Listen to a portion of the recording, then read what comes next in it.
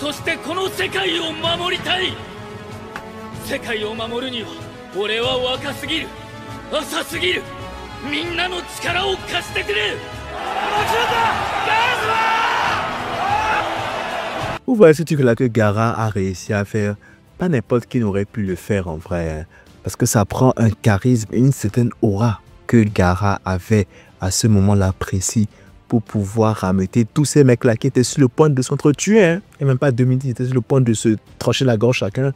Mais pouvoir avoir ce charisme-là, cette aura de leur prononcer quelques mots afin de pouvoir leur rappeler qu'ils sont tous ensemble pour un seul même objectif et qu'au lieu de ressasser les trucs du passé et tout, de s'unir ensemble pour pouvoir combattre un seul et même ennemi pour une seule et même cause, franchement, c'est pas tout le monde qui aurait pu le faire. Il y a des personnages que tu n'oublies jamais. Pas juste parce qu'ils sont forts, pas juste parce qu'ils ont des scènes épiques, mais parce qu'ils ont cette aura-là. Ils ont ce truc, ce regard, ces paroles-là qu'ils prononcent à un moment donné. C'est fou, hein? Mais ces gars-là, s'ils dégagent une telle force, un tel charisme, un tel leadership que tu te dis, si c'était lui devant moi, je le suivrai, peu importe où il va.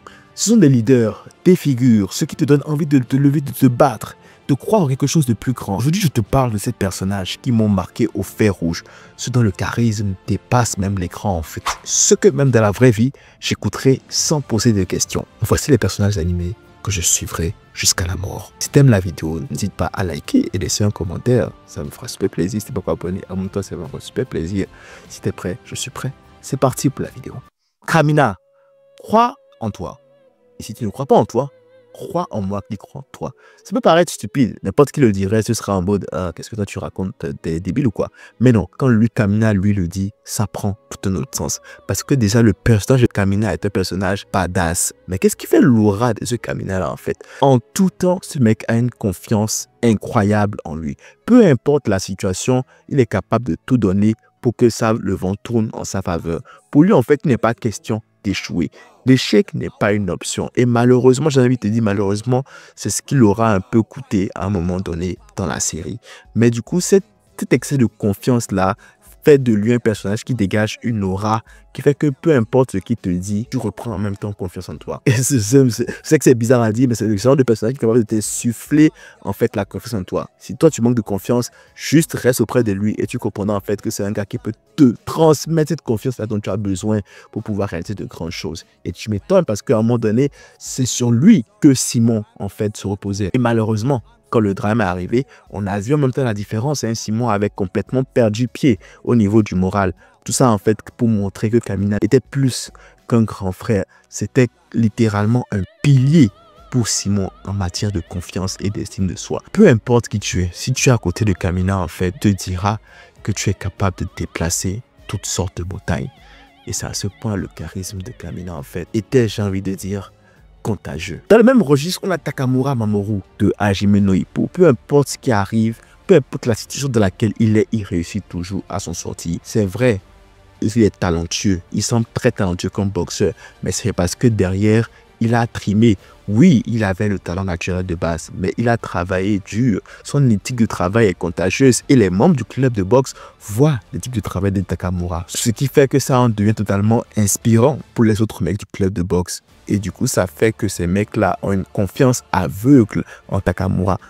Plus qu'une confiance aveugle, j'ai envie de dire, un respect profond pour le personnage.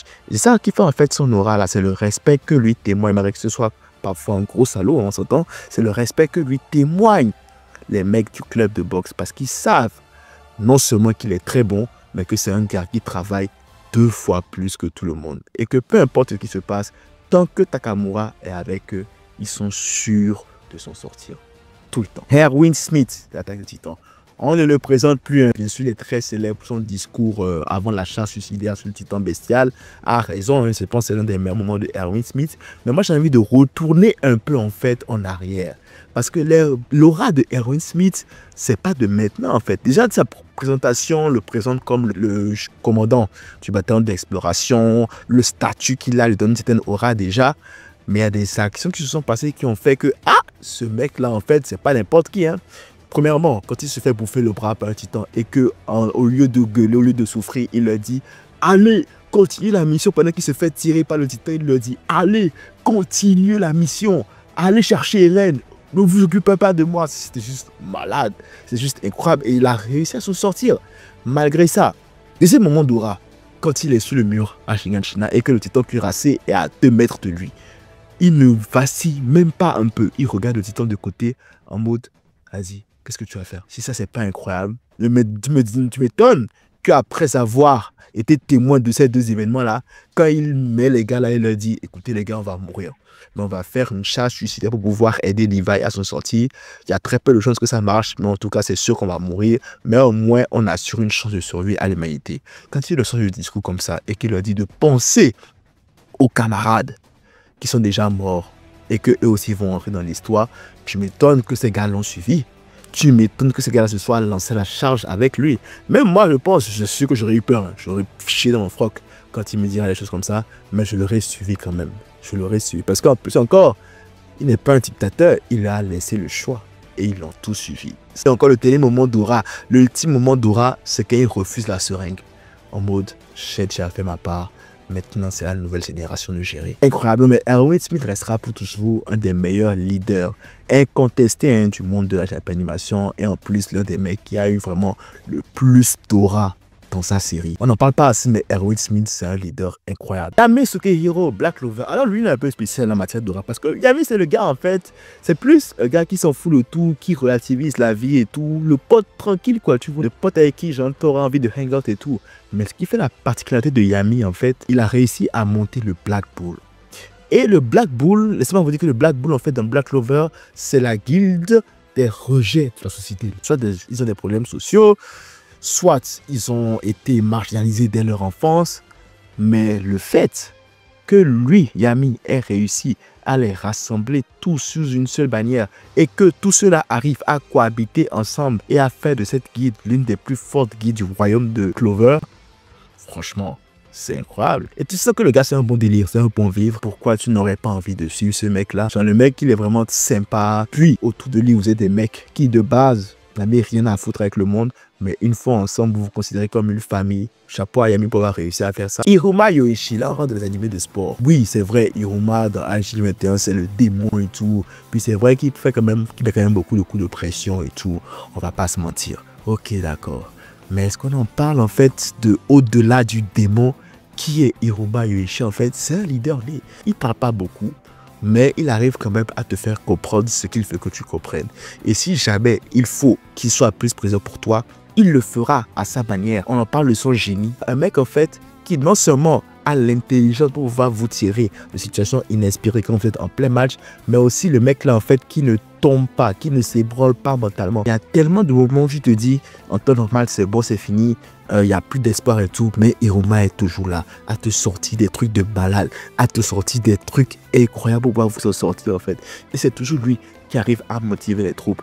Et ce qui me plaît encore dans tout ça, c'est qu'en vrai, il n'a même pas le physique qu'il faut pour jouer au football américain. Mais il a tellement trimé derrière. Et quand tu vois ça, c'est inspirant. Tu te dis, je suis fier que je sois mon capitaine. Genre, je lui fais confiance à 600 000 %. Parce que non seulement il est intelligent, il a le charisme, mais en plus, il a l'éthique du travail qui va derrière. Il sait qu'il n'est pas fort physiquement, mais il travaille dur pour pouvoir combler cet écart-là. Et vas-y, hein, moi je suis dans l'équipe d'Iruma. Je fais juste ma part du travail et j'ai confiance en le mec derrière parce que je sais qu'il va assurer de ouf. Dans le même registre, mais d'une manière un peu différente, je dirais Mark Evans de Inazuma Eleven.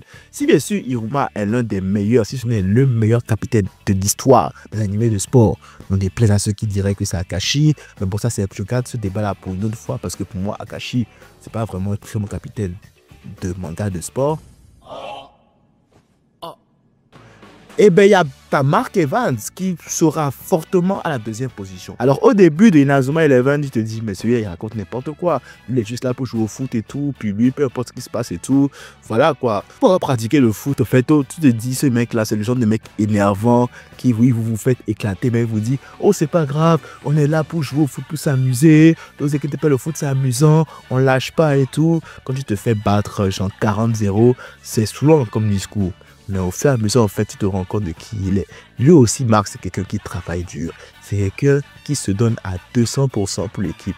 Et ce truc-là, que tu le veuilles ou non, c'est contagieux. Chaque match que Mark Evans commence, il le mène genre à 10 000%. dès la première minute. Et son optimisme, en fait, que tu le veuilles ou non, si tu es dans l'équipe, ça va être contagieux. Peu importe la situation de laquelle il est toujours optimiste. Il se dit toujours, il y a toujours un moyen de s'en sortir. Et sa détermination, son envie de gagner, sa rage de vaincre et l'optimisme dont je parle sont très contagieux. Ce qui fait que même si tu es dans l'équipe à un moment donné et que tu fais ton pessimiste et tout, et que bon, tu te dis, ah, c'est chaud chez nous, ah, peut-être je ne suis pas trop motivé. Le fait qu'il y ait ce mec-là derrière qui se proclame ton capitaine, qui lui n'abandonne pas et qui te dit, ne vous inquiétez pas, on va s'en sortir, on va réussir. Peu importe, ça te motive de cette manière. Du coup, ça te pousse en fait à le suivre. Et ce qui fait que moi, de l'équipe de Mark Evans aussi, je me dirais, ah ouais, vas-y quand même. Si lui, il est motivé, alors moi aussi, il n'y a pas de raison que je ne sois pas motivé aussi. Je me donne à 2000%. Son charisme, son aura, en fait, vient du fait qu'il ait une rage de gagner, une détermination et un optimisme qui sont vraiment très, très, très, très contagieux. Pour la dernière entrée, je parle de Xin de Kingdom. Moi, de base, déjà derrière mon écran, il y a des moments de Xin, je suis là, je me dis, mais putain, j'ai des frissons partout, j'ai des frissons qui me parcourent le corps. Et l'aura et le charisme de Xin, en fait, viennent de son courage, détermination, en fait, de pouvoir remporter les batailles. Il a fait accomplir son objectif, qui est de devenir l'un des plus grands généraux sous les cieux. Quand tu vois un mec comme ça, déterminé, avec cette rage-là, cette grinta, qui est prêt à trancher les têtes par-ci, par-là, et qui a le courage de le faire, tu te dis, oh, ce mec, il est charismatique. Oh, ce mec qui est badass. Oh, ce mec, j'ai envie de le suivre. Et du coup, quand tu vois ce mec-là comme ça, qui est toujours prêt à tout donner, qui bat les généraux, personne ne s'attend à ce que Xin les bat, mais il les bat. Ce courage-là qu'il a, ce discours de rage qu'il donne à ses hommes quand il leur dit « Continuez de combattre. Et si vous avez peur, regardez mon dos. Parce que moi, je continuerai de me battre. » Les frissons que ça donne. Ah ben c'est sûr que moi je suis dans la médecine, ouais je suis un peu chez de son charisme, mais forcément je vais suivre cet homme-là jusqu'à là, parce que je me dis, quand j'ai ce gars-là devant moi, j'ai l'impression d'être invincible. Peu importe ce qui se passe, on combattra jusqu'au bout. Et ça c'est juste incroyable, quoi en fait, c'est juste trop bien. Au final, ces personnages, c'est plus que de la fiction. Ce sont des repères, des modèles. Tout un coup dur, tu repenses et tu te dis, qu'est-ce qu'eux ils auraient fait à ce moment-là? Et boum, tu as l'illumination en fait pour te remettre sur la pente. Quand tu as besoin de force, tu remets leur discours en tête. Et c'est là que tu te rends compte qu'un bon personnage d'animé, ça peut marquer ta vie pour de vrai. Ceux dont je t'ai parlé aujourd'hui, si j'étais dans leurs verses respectives, je les suivrais les yeux fermés jusqu'à la mort. Maintenant, je te rends la question. C'est qui le personnage que toi tu suivrais sans hésiter? Laisse-le moi en commentaire pour que je sache. Et si jamais j'ai oublié des personnes, je te laisse me le dire en commentaire aussi. Et si cette vidéo t'a parlé, t'a inspiré, n'hésite pas à laisser un like, à partager et à t'abonner si ce n'est pas déjà fait. On se retrouve très très vite pour de prochaines vidéos. D'ici là, prenez tous soin de vous proches. C'est tout pour moi. À la prochaine.